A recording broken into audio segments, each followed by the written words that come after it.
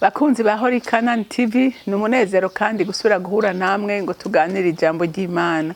Rero ijambo Imana yampaye kuganira namwe ni ijambo rivuga ngo rinda rondera iby'ijuru kuko isi iri kwiraherana n'ivyayo. Imbere rero yuko twinjira muri iri jambo reka tubanze dusenge. Muremye w'ijuru n'isi ninahazwa uririmbirwe nabo waremye bose utazigwe kuko urabikwiriye. Uri Imana idukebura buri munsi mu ijambo ryayo tubwira ngo turondere ubwami bw'Imana no kugororoka kwayo. Ibindi byose ni nyongezo kandi nyongezo urayitanga kuko uzubugombe icyo umuntu akeneye kugira ngo ashobore gukomeza urugendo muri inosi. Mwami wanje Mana yanje uhimbazwe kandi ushimagizwe kuri ubwo rukundo n'ubwo buntu butangaje mu izina ryawe ryera senze nizeye kuvyumvise. Amen, amen. Ijambo rero reka turisome muri Yohana wa mbere turasoma igice cya kabiri dusome kuva ku murongo wa 15 dushikane ku murongo w'17. Ntimugakunde isi canke ibiri mu isi. Umuntu niyakunda isi ugukunda data wa twese ntikuzoba kuri muri we. Kuko ikiri mu isi cyose ari ibyifuzo vy'umubiri, ibyifuzo by'amaso n'ubwibone bw'ubu bugingo bitanduruka kuri data wa twese ariko byanduruka mu isi. Kandi isi rikwiraherana n'ibyifuzo byayo ariko ukora iby'Imana igomba yamaho ibihe bidashira. Amen. Ijambo ry'Imana riko riradukebura. Riko riradukebura ngo ntitwizirikire cyane kubiri mu isi. Nukuri isi iraryoshe sinobesha. Isi iraryoshe ibinezereza birahari kandi biruzuye. Ariko ijambo riko riratubwira ngo ntitubishire ku mutima cyane. Ntitubishire ku mutima ngo tukure ku Mana. Haleluya. Haleluya. Ntitubishire ku mutima ngo Imana tuyishire ku ruhande ariko sindiko ndavuga ngo tunareke no kubirondera. Sibyo mvuze ko n'ijambo ry'Imana rirabivuga neza ngo udakora ntakwiye kurya. Haleluya. Ariko ntibifate ikibanza c'Imana ngo tucimurire mw'ivyo kuko hariha abaha priorite inyongezo ariko Imana bakayishira ku ruhande. Kuko ijambo ry'Imana rivuga ngo turondere ubwami bw'Imana no kugororoka kwayo ngo ibindi bisigaye ni nyongezo. Haleluya. Haleluya. Ugasanga umuntu ashobora gukora igishoboka cyose kugira aronke inyongezo. Kandi inyongezo abantu b'Imana mu maso y'Imana n'akantu gato. Iyo comparaison ijambo ry'Imana ryavuze ku nyongezo. Sinzi ko uhora uja gusuma ugiye kugura nk'imyembe ukabwira uwo waguriye uti ndagusavye unyongere. Tinda gusavye unyongere. Acagenda akaraba mu myembe afise akaraba kembe gato gato gashoka nikaguhereza. Ntashobora kuguha umwembe munini ntawaguha aguha gatoya. Urumva rero Imana iri kwiratubwira yuko ivyayo niwo mutahe ukomeye. Haleluya. Niwo mutahe ukomeye. Nivyo dukwiye gushira ku mutima. Ibindi yaravuze ngo ndabizi neza. Ndazi iby'umwe wese ndazi ibyo akeneye muri uru rugendo. Ariko ngo umwanya munini tushire mu by'ubwana. Ntidukure umutima ku Mana. Haleluya. Ntidukure umutima ku Mana. Ntimugakunde isi. Nukuri hari abantu bayikunda. Bayikunda n'imitima yabo yose. Nukuri n'ibyo bakora.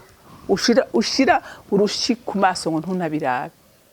kubera bashaka kugenda ukwisi genda umva ibyisi iri kwirakora bagashaka ngo nabo arareta uko nyene babonye isi uyu munsi badutse kugenda bambaye ubusa ukabona umuntu yambaye ubusa badutse kurara amajoro badutse kugira ibinabiriye badutse ibintu bitabaho bashaka kwikonforma ukwisi iri kwiragenda aho gukunda Imana ntikuba kuri muri wewe. Haleluya, haleluya. Ng'umuntu niyakunda isi ugukunda data wa twese ntikuzoba kuri muri we. Data wa twese ni wamukunda. Ibanga riraha. Mbega avuga iki mu ijambo ryiwe? Mbega avuga iki muri iki gitabo ngenderwa ko cy'ijuru? Ijuru rivuga iki? Rishaka iki? Rikurondera kwiki?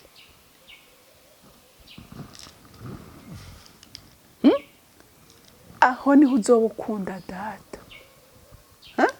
Aho niho uzoba ugira iki?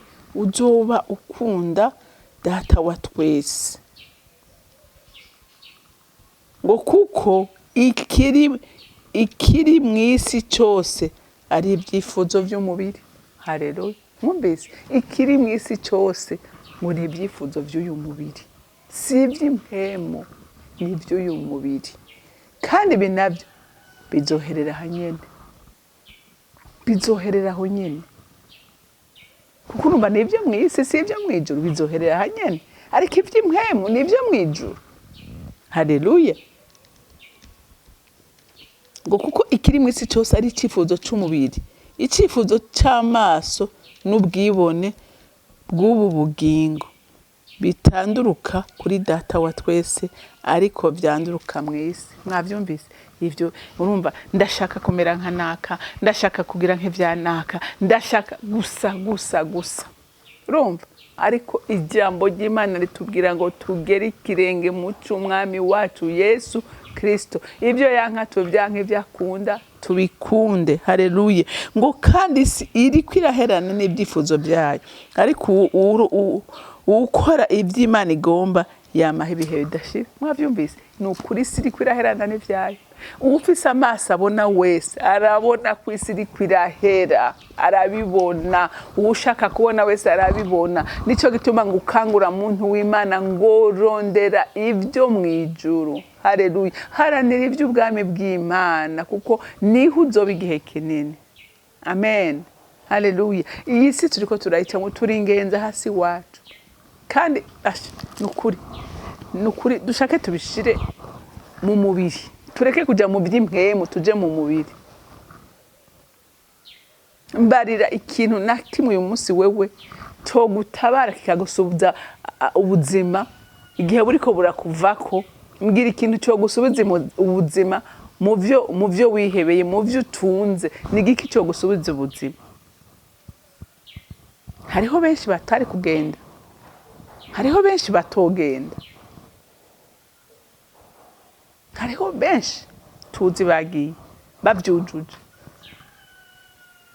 Salomo niwe yabivuze neza ngo nuguhahamira umuyaga, ngo byose nubusa, vanite de vanite, ntacyo bimaze. Haleluya.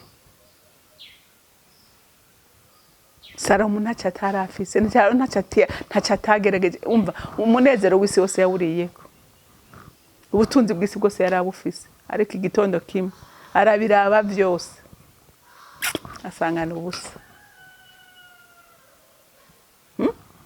Asangana ubuta, ariko asanga ikiruta byose no kubaha Imana. Niwo mugabane utabora, ibindi byose birabora. Muntu w'Imana nagira ndakubwire ngo isi iri kwiraherana n'ivyayo, rondera ubwami bw'Imana kuko ari wo mugabane uhoraho. Imana yo mwijuru ibampezagirire. Yesu umwana w'Imana nzima, ndagushima kandi ndagushimira. Ese compa imitima y'abana b'Imana igakanguka, Mwami Imana bakamenya neza ku isi turi ingenzi tutazoyihoramo, tugaharanira kurondera ibyo mwijuru tuzoba iteka ryose.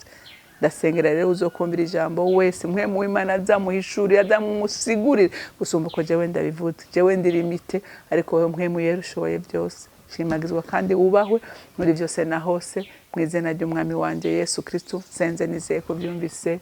Amen, amen. Mwarahezagiwe, mugira umunsi mwiza.